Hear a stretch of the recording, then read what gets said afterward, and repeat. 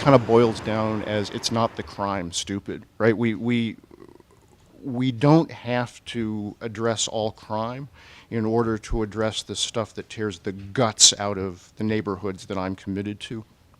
So here's a pedagogical device, which is when I was teaching graduate students at the Kennedy School about drug markets, I had them read weeks of stuff about drive-bys and street robberies and The Corner, which is David Byrne's kind of ethnography about a drug market in West Baltimore, which is brilliant, by the way. If you haven't read this stuff, it's amazingly good.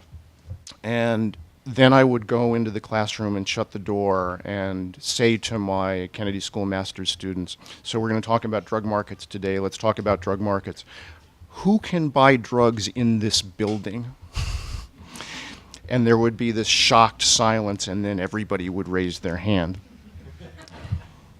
And I would say to them, so the Taubman building here at the Kennedy School of Government at Harvard University is a drug market, right?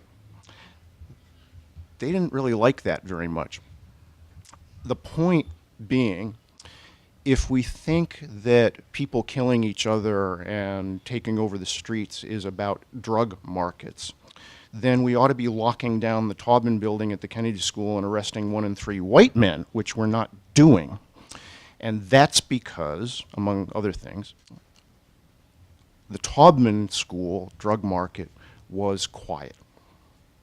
Nobody was carrying a gun or getting shot or getting raped or bringing the hookers in because people were selling ecstasy between classes at the Kennedy School. That's a big point, because that means that we don't have to solve the crack problem or address demand or address supply or any of the stuff we think we need to do in order to make out-of-control drug markets in poor black communities safe. All you have to do is make them quiet.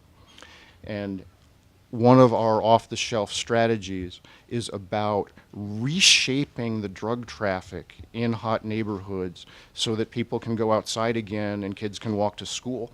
And you can do that in a heartbeat, whereas I don't know what to do about the cartels.